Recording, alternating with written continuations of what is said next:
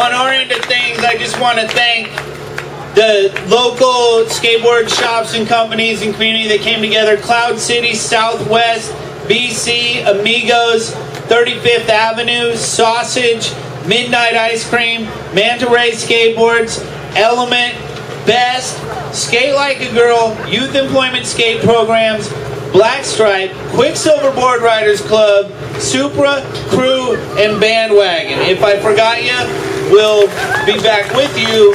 And now I'm just going to pass this over to Matt. Cheers. Thanks, Marshall. Marshall Stack, owner of Grindline.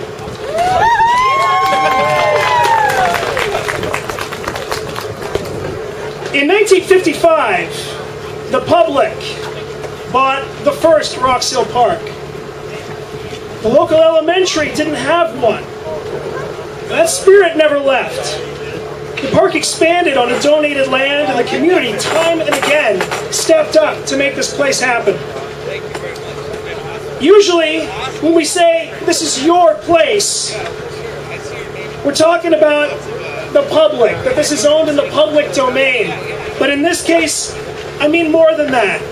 When I say, this is your place, I mean that it's you that have made this place a reality. You, the people that live here, you, the people of this community, you have stepped up, you have owned it, you have purchased it, you have developed it, you have enriched it, you have kept it in the public trust. You have done that.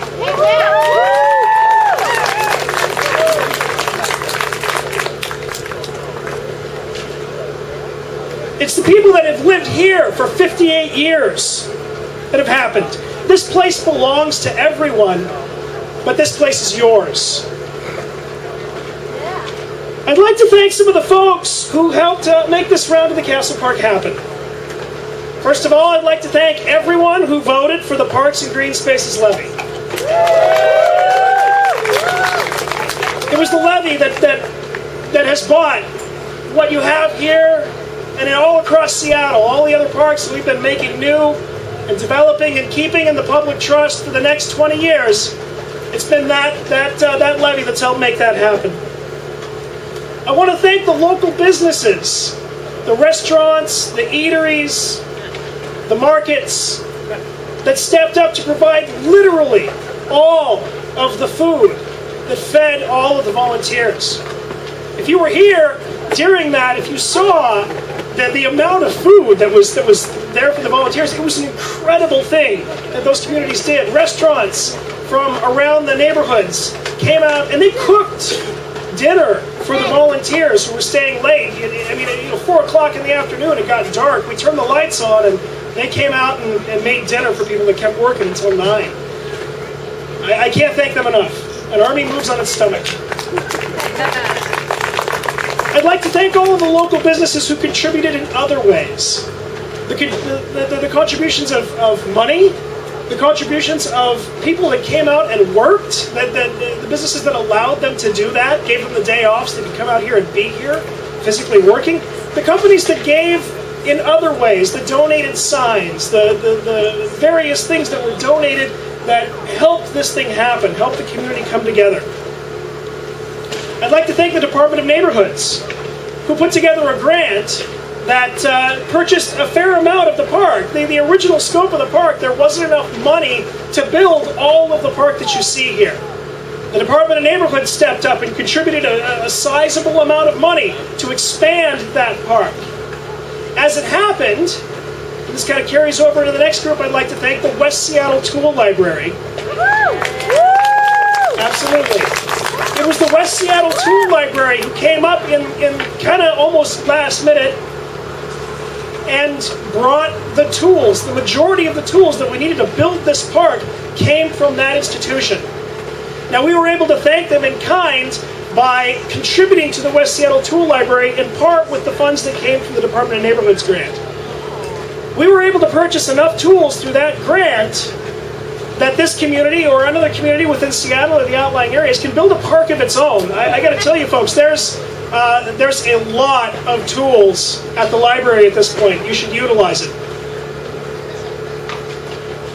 The steering committee. There was a steering committee for this project. Excuse me. committee for this project came forward and really lifted it up. There was a point in this project where I was telling someone just recently that throughout the course of this project, it was a series of, I don't see how this is going to happen. I don't know how we're going to get through this next hurdle.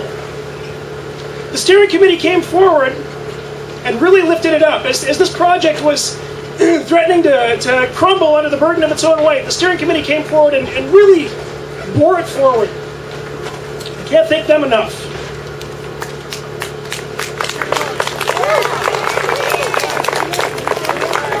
And lastly, I want to thank you.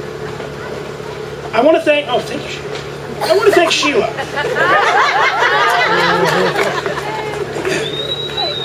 But the emphasis that I really want to place on this, all of this would be meaningless without you, without the people that came out in 5 cold days in November and built that.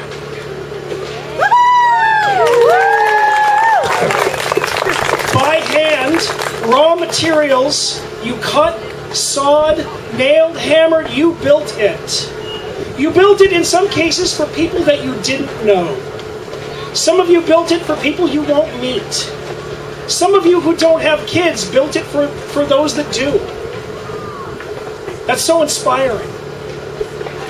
It's amazing. Thank you.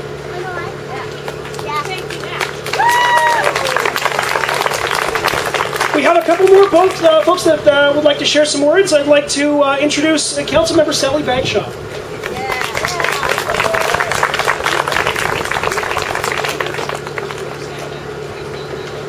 So Matt is so shy. I have heard all of the thank yous here, and I have been, as chair of Parks and Neighborhoods, to many parks openings. But I got to tell you, there is nothing like this Castle Park that you have built. And I want to thank Matt and his wife Whitney and Gabe, their son. Because I understand, Gabe, that the story was that a number of months ago, that when there was a public meeting and people were talking about the design, that you stood up and said, I don't like that design. I want the castle. I want it back. And so I really want to thank all of you, Matt, Whitney, and Gabe, because it's your spirit that really has made this happen. And the intense efforts of hundreds of volunteers. I heard about the 5 nights in November, not only from a number of you who are here today, but from reading about it many months ago, that you came out in the cold, that Leathers, who was manufacturing and designed this, said we need the neighborhoods, we need the volunteers to make it happen, and that Whitney went door to door, brought hundreds of people out. The last night, when it still wasn't done, people rallied again and came out. And the tool library story is magnificent in itself. West Seattle has one of the best tool libraries in the city. And then I understand that 60 more power tools were purchased that are back in the library. There's enough there that another neighborhood can actually build another park just like this. So well done to all of you for that. And I want to recognize Mike Henderson. Mike is back here. He's the artist that did that fabulous roof. Mike, and to all of you who did that, I mean, it is really special. There's nothing like that in the city. And we've already heard from some of the organizations that volunteered food, stuffed cakes, and I heard that there was a new hotel in town that actually donated a room so that when the developer came out, that he could stay here for free, saving money for all of you that did this. And to DON, Bernie Matsuno is here today. The fact that you would apply for this grant, get $20,000, purchase tools, and then be able to give back. I mean, talk about a real spirit of sustainability. I just want to thank everybody that was involved in that. Fantastic work.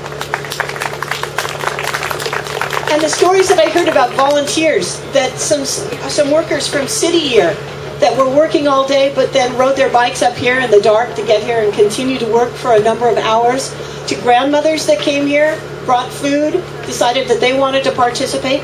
Many of the people from some of our low-income housing were here, understanding that this is going to be for them as well. Special thanks to Grindline for the skate park. And I understand Colby Carter from California Skate Parks had donated his design time. Again, another phenomenal addition to this. And from our own city, Richard Conlon is here in the front. Richard Conlon is one of my colleagues on the city council. He was telling me that 15 years ago that he had a vision for this, was working with a number of you, and it took 15 years, but look at what you have accomplished. And to our Parks Department, I have to tell you that as chair of Parks and Neighborhood, I believe that I have the best job in the city council, because I get to work with Christopher Williams and Eric Friedley and Karen O'Connor, who is here, that organized all of this today, and a number of you who I just cannot thank you enough for being part of Parks and how this is all working together.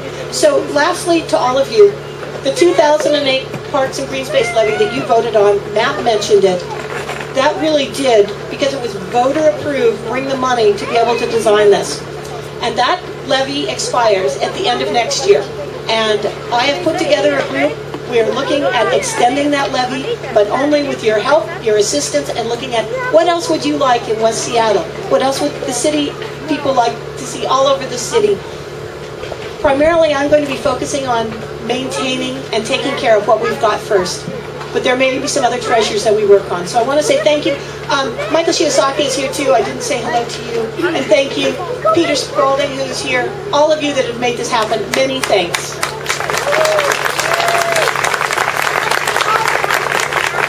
Do I get to introduce Christopher Williams, or somebody else doing that? Where's my Christopher Williams? Here's my buddy that I get to work with every day, and I've got to tell you, we in the city are so blessed to have this man as our head of parks. Christopher Williams. Hello, folks. Well, I could tell you a story back in 1982 when I was a senior at Chiefs Health High School right up the hill. I've got a very interesting memory in this park on my last day of high school as a senior at Chiefs Health, but I probably won't go into that too much. I want to thank Matt and all the volunteers who've given of your time and energy to make this park happen. You did the work. We know that Neighborhood Matching Fund project and working with the city to make something like this happen takes a lot of sweat equity from volunteers. It takes a lot of your personal time, and kind of takes about 2 years of your life or more.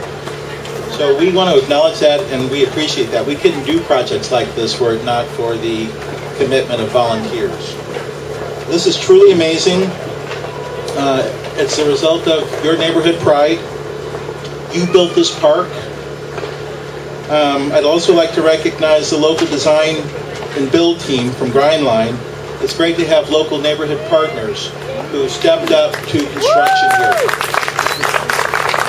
They built an amazing skate park. I'd also like to recognize some of the staff who were responsible for the architecture, the project management, Xu Jin Hong in our department, and Frank Robinson. They were the park landscape architects who worked on this project and worked with the community in Grindline to integrate the new skate park and play area into the space to include the improved ADA accessibility. Also, Kelly Gould, the Seattle Parks project manager, did a great job project managing this project. I am told that just last week, a few days before this event, someone had graffitied and tagged the comfort station, the restrooms here. And I just want to recognize all the parks folks who kind of pulled together, our paint crew who were able to get out there and turn that around and make it decent and presentable to the public again. Our parks in-house metal crews, our concrete crews, carpentry shop. All those folks who share in the pride of this park just like you. Okay, so let's talk about Matt a little bit. I understand, Matt, that this project would not have happened without people like you. Them and you, all of you. You guys, all right. Matt's on the Della Ridge Neighborhood Council, District Council, a member of the Camp Long Advisory Council for almost 10 years, started the Roxhill Wedgwood Arbor Heights Neighborhood Council, and a volunteer with the American Red Cross, plus it's his birthday today. Matt. All right, folks. So I think one of the things that Seattle Parks owes you is a commitment to maintain this park. You've done a great job pulling it together. Our responsibility is to take care of it and keep it usable for you for years to come, and we're committed to that. At this time, I'd like to recognize one of our partners, and that's the Department of Neighborhoods, Bernie Matsuno. I could go on and on and on about the projects we do together across the city, but I think it kind of speaks for itself. Bernie represents a great partner and partnership between Department of Neighborhoods and Seattle Parks. Come on up, Bernie. Thank you.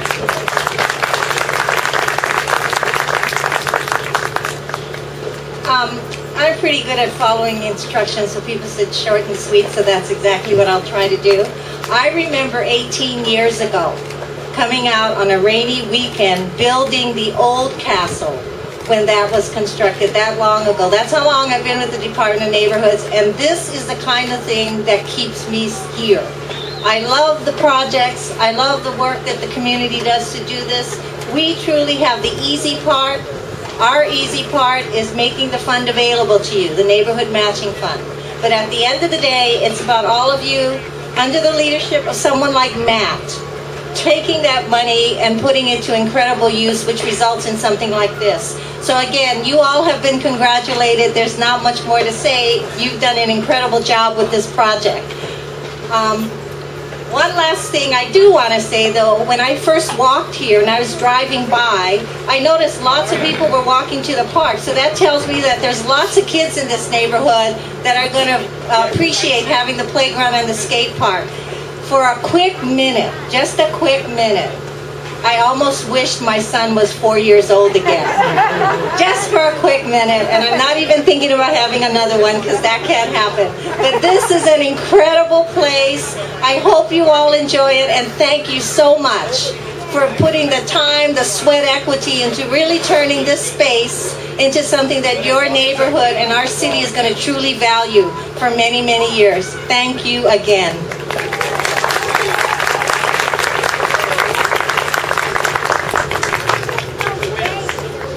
There's bound to be people that we've forgotten to thank today. The last Castle Park, when that came down, there were plaques up for the people that built it before, but many of those names were lost to history. We're going to do our level best to make sure that doesn't happen again this time. There'll be more remembrances. We're going to put up some additional information describing some of the people that really put a lot of work and time into this, so that the community can really understand just how many of you were involved. I'd like to maybe Mike Henderson. Would you like to say something about the?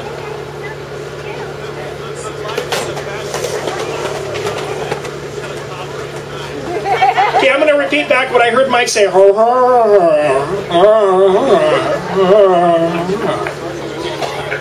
Here he comes.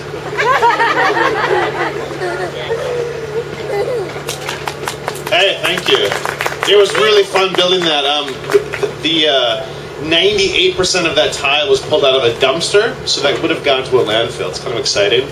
And it sat in my backyard for 6 months, and then like, hey, we could build this. I'm like, yeah, we could. And it's really nice. If the sun is out, right before, like 2 hours before the sun sets, it's a really nice coppery color. It's gorgeous. It was a pleasure to be part of this. Thank you.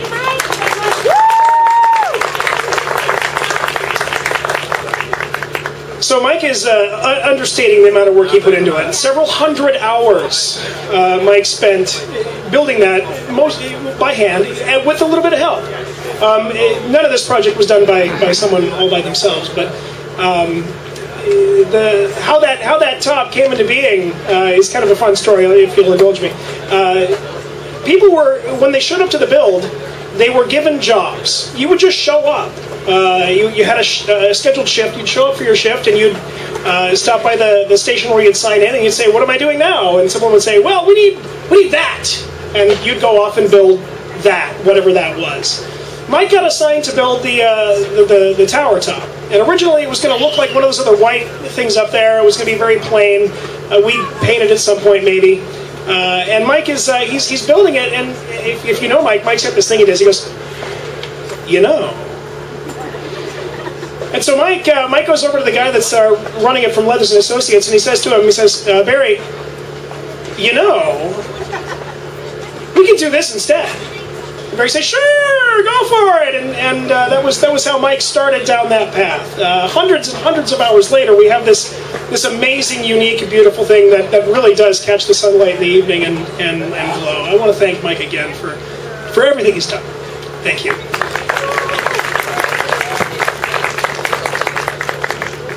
In closing, again, I can't say thank you enough to everyone that worked on this. The amount of lives this project has touched is not really even able to quantify.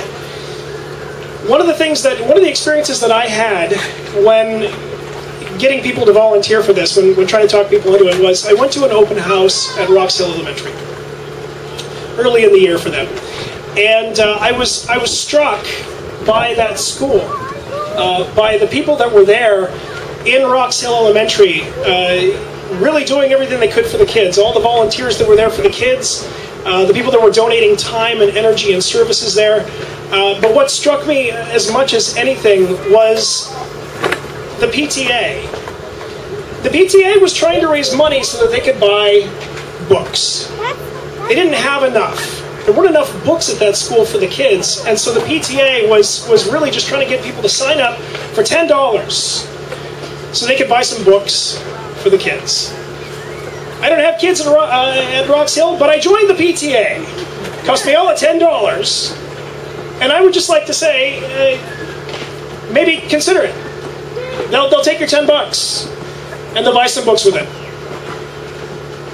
Okay, it's got nothing to do with this park, but I wanted to say it anyways. Hey, thank you very much. I would like to now call forward all the kids within listening distance to officially open this thing. If all the kids would come forward, I need a hand with some ribbons.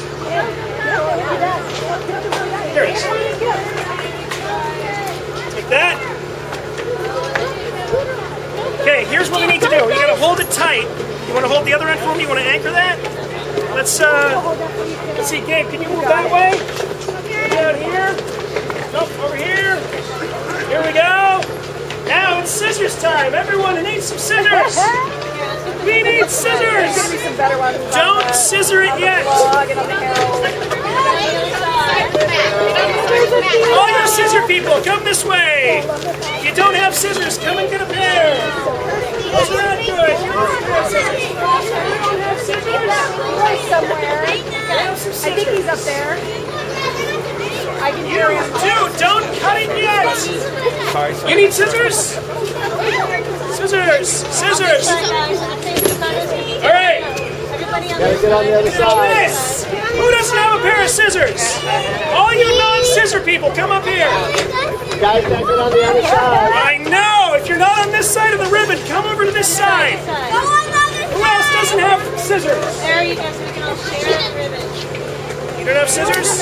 Okay. There you go. Now, if we can get all the kids forward, step up to the ribbon. Let's make room for everyone on the ribbon. Don't cut! I know, I saw that. Okay? Don't cut it! Don't Go cut ahead and jump up there. All right, very gently. Let's go ahead and make... Guys, I'm going to put some scissors right in between you here. Here we go. Don't do it yet. Roxhill Hospital. All right. Look up, Gabriel, look up. There you go. Ready? Okay, you guys. This park was for you. Wait, hold on. We got two kids that have scissors. All right, get up there. Have scissors. Put your hands on that scissors. You need to be up here. Can you scoot in? You guys want just a little bit of room? There we go. All right, everyone has scissors. All right. This is your part, guys. So you're going to open it. When I say 3, when I get to 3, I want you to all cut the ribbon. All right? Yeah. 1, 2, 3.